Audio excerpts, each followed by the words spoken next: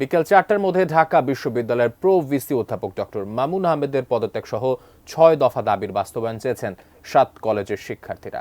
দুপুরে ঢাকা কলেজে এক সংবাদ সম্মেলনে আলটিমেটাম দেন তারা। ঢাকা বিশ্ববিদ্যালয়ের শিক্ষার্থী ও পুলিশের সাথে রাতভর তাদের সংঘর্ষ ও ধাওয়া পাল্টা ধাওয়ার পর এই আলটিমেটাম এলো। মাহাদি সেকান্দারের রিপোর্ট। ঢাকা বিশ্ববিদ্যালয়ের শিক্ষার্থীদের সাথে 7 কলেজের শিক্ষার্থীদের সংঘর্ষে রোববার রাতে রণক্ষেত্র হয়ে উঠেছিল বিশ্ববিদ্যালয় ক্যাম্পাস ও নীলক্ষেত এলাকা। রাতেই এক পর্যায়ে সংঘর্ষে ঢাকা কলেজের পক্ষে যোগ দেয় ইডেন মহিলা কলেজ ও বাংলা কলেজের শিক্ষার্থীরাও। পরিস্থিতি নিয়ন্ত্রণে টিয়ার গ্যাস ও সাউন্ড গ্রেনেড ছোড়ে পুলিশ। ত্রিমুখী সংঘর্ষ চলে রাত 3টা পর্যন্ত।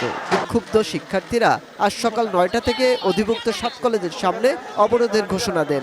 কাল থেকে ঢাকা শহর অচল থাকবে।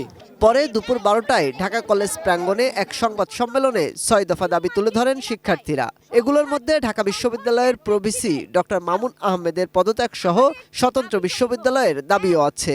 ঢাকা কলেজ সহ 7 কলেজের শিক্ষার্থীদের সঙ্গে ঢাকা বিশ্ববিদ্যালয়ের শিক্ষার্থীদের সংঘাতের দায় নিয়ে ঢাকা বিশ্ববিদ্যালয় প্রশাসনকে ক্ষমা প্রার্থনা করতে হবে এবং প্রো ভিসি মামুন আহমেদকে পদত্যাগ করতে হবে।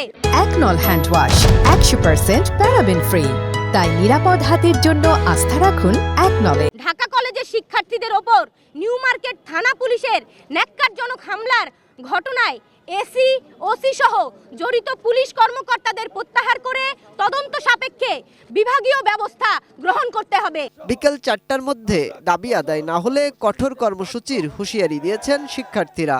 4 ঘন্টার আলটিমেটামে আমাদের যে 6 দফা আছে এই 6 দফা হচ্ছে বাস্তবায়ন করতে হবে।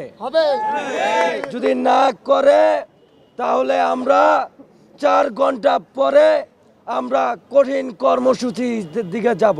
পরিস্থিতি সামাল দিতে 7 কলেজের অধ্যক্ষদের সাথে বৈঠক করেছেন ঢাকা বিশ্ববিদ্যালয়ের উপাচার্য। মাহাদি সেকেন্দার, এটিএন নিউজ, ঢাকা।